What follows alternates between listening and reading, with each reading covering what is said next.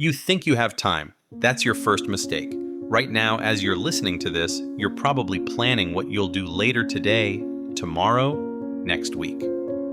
Meanwhile, life is hemorrhaging through your fingers like water through a broken cup.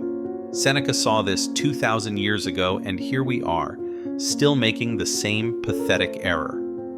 It is not that we have a short time to live, he wrote, but that we waste a lot of it. Look at yourself, honestly. What did you do yesterday? No, really. What did you actually do? You scrolled, you worried, you planned, you postponed. You told yourself that real life, meaningful life, starts after you get that promotion, after you retire, after you figure it all out. Let me tell you something. You're already dead. Not physically, not yet, but you're living like a corpse, shuffling through your days in a stupor of someday and what if. You're so busy preparing to live that you've forgotten to actually live. You're hoarding time like a miser hoards gold, except here's the cosmic joke. You can't save time. You can only spend it or waste it. And brother, most of us are setting it on fire. Seneca watched Rome's elite do exactly what you're doing.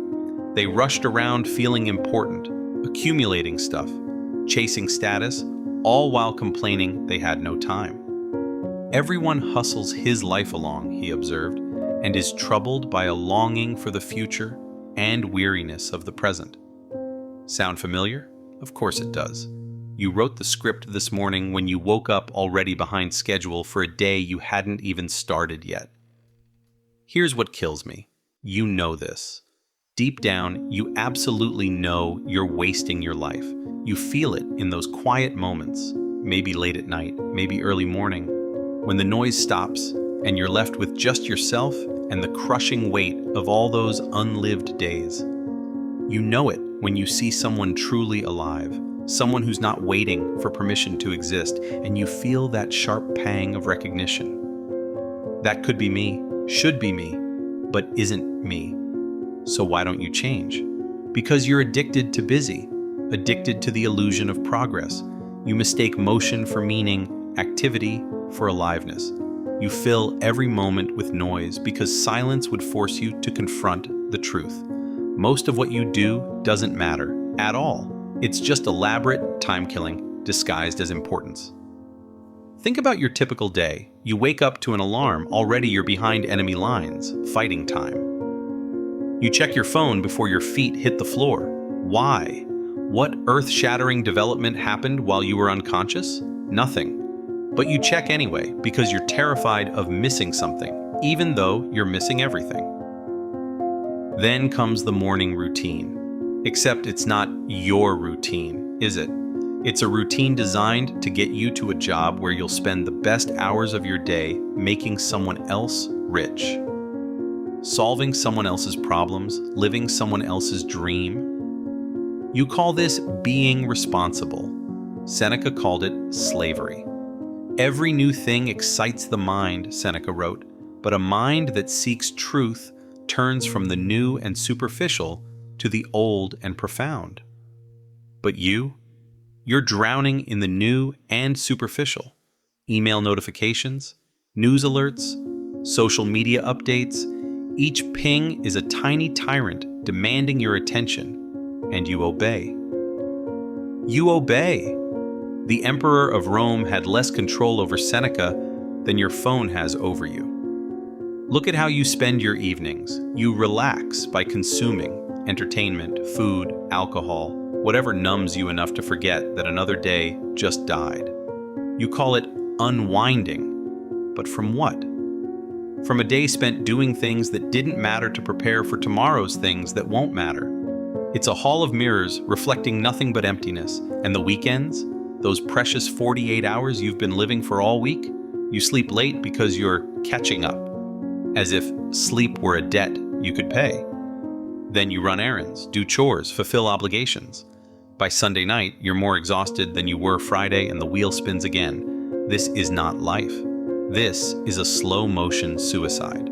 Seneca knew because he lived it. He was advisor to Nero, one of Rome's most psychotic emperors, He had wealth, power, influence, everything you think you want, and he was miserable. Why? Because he understood that nothing is ours except time. Everything else, money, position, possessions, it's all on loan. Time is the only currency that actually belongs to you, and you're spending it like a drunk sailor. But here's where it gets interesting. Seneca didn't retreat to a cave.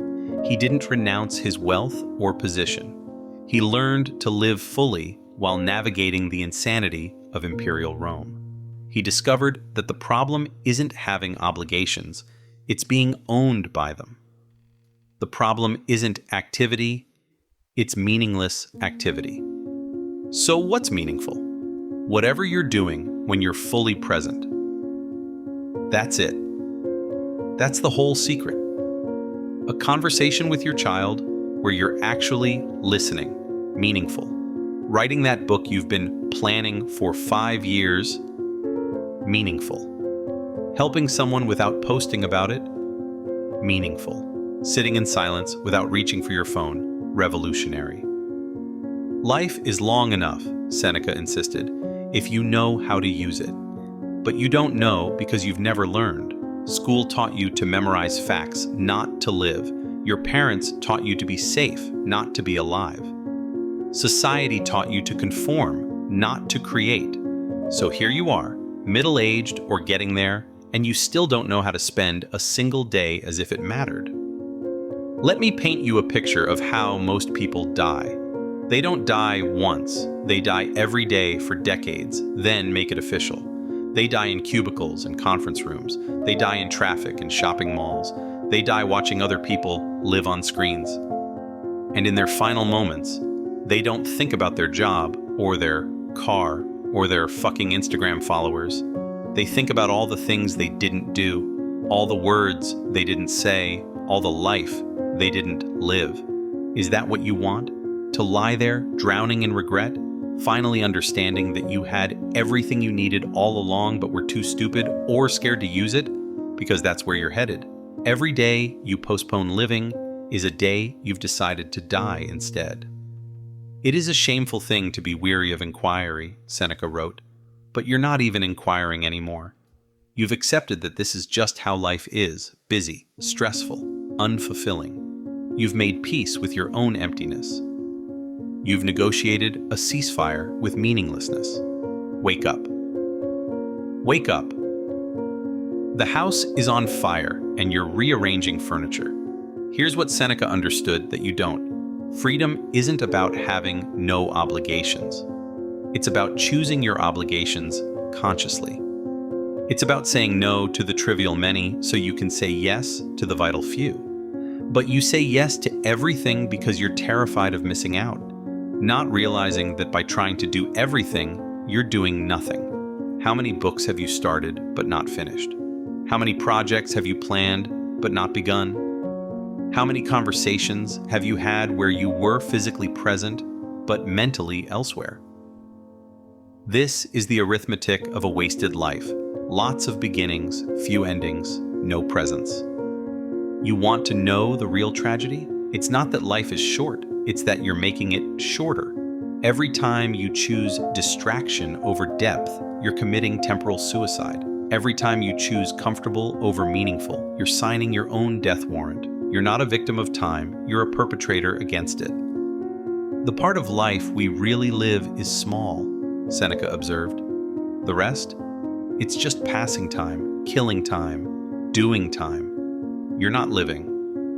You're serving a life sentence, and you're your own warden. But you could stop, right now, this instant. You could close your laptop, put down your phone, and do one thing that matters. Not tomorrow. Not after you've prepared. Now. Because preparation is procrastination dressed in a three-piece suit. You don't need to be ready. You need to begin. What would that look like? Maybe it's finally having that difficult conversation you've been avoiding. Maybe it's starting that creative project that scares you. Maybe it's quitting that soul-crushing job without a plan. Maybe it's sitting still or 5 minutes without input. without distraction, just you, and the terrifying silence of your own existence. You resist because you're soft. Comfort has made you weak. Convenience has made you stupid. You've traded your birthright of aliveness for a mess of digital pottage. You've become so accustomed to your chains that freedom feels like a threat. Every man is in bondage to fear who depends upon chance for his happiness, Seneca wrote. And that's you. Dependent on chance, on circumstances, on other people's approval for any scrap of happiness. You've outsourced your life to external forces and then wonder why you feel powerless. Here's the thing about external validation. It's a drug, and you're an addict. Every like, every compliment, every achievement. It's a hit, and like any drug, you need more and more to feel the same high. Meanwhile, your capacity for internal satisfaction atrophies. You become a hollow person, a reaction machine, a puppet dancing to algorithms. The solution isn't complicated. It's just hard. Stop living in the future. Stop living in the past. Stop living in your head. Live here. Live now. Live in this moment, which is the only moment that exists, the only moment that has ever existed, the only moment that will ever exist. But you won't. You'll finish reading this and go back to your regularly scheduled numbness. You'll feel a momentary spark of recognition, maybe even determination, and then you'll smother it with practical concerns. You'll tell yourself you need to think about it, plan for it, prepare for it. You'll add live authentically to your to-do list, right between reply to emails and buy groceries. This is why most people die full of regret. Not because they failed, but because they never tried. Not because they chose wrong, but because they didn't choose at all. They let life happen to them instead of happening to life. Nothing happens to the wise man against his expectation, Seneca wrote. But you? Everything surprises you because you're sleepwalking. You're constantly reacting, never creating. You're playing defense in a game that requires offense. You know what's pathetic? You probably have a vision board, or goals, or a 5-year plan. As if life gives a damn about your plans, as if you could schedule enlightenment between meetings. You're trying to administrate your way to aliveness, and it's like trying to fall in love by following a checklist. Real life is messy, uncertain, uncomfortable. That's why you avoid it. You prefer the clean, predictable prison of routine to the chaotic freedom of actual existence. You choose death in life because at least it's familiar. But familiar is killing you. Slowly, surely, one compromised day at a time. You're not growing, you're just getting older. You're not living, you're just not dying. Yet. Life is very short and anxious for those who forget the past, neglect the present, and fear the future, Seneca wrote. That's you in one sentence. Forgetting, neglecting, fearing, triple threat of temporal incompetence. The past owns you because you won't let it go. Those mistakes, those regrets, those glories, they're dead, but you keep resurrecting them. You're a necromancer of your own history, constantly raising ghosts that have no power except what you give them. The future terrorizes you because you can't control it. So you try to plan it into submission, as if you could negotiate with uncertainty. You build elaborate defenses against possibilities that will never materialize while remaining completely unprepared for what actually happens, and the present, you miss it entirely. It's the only thing that's real, and it's the one thing you consistently ignore. You're everywhere but here, every when, but now. This moment, this exact moment, as you read these words, is your life. Not your life later, not your life when conditions are perfect, not your life after you've figured it out. This is it. This is what you've been waiting for. It's here. It's now. And you're missing it. Begin at once to live, Seneca urged, and count each separate day as a separate life. But you count nothing. Days blur into weeks, blur into years, blur into decades. You're not living 70 or 80 years, you're living the same year 70 or 80 times. When did you last do something for the first time?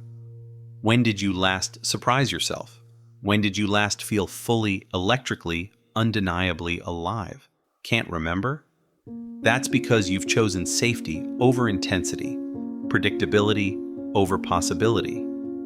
You've made your life so small it could fit in a thimble. You've reduced existence to a series of tasks and obligations. You've turned the grand adventure of consciousness into a tedious commute. And for what? Security? There is no security. Comfort? Comfort is just consensus paralysis. Success? Success at a game you don't even want to play is failure.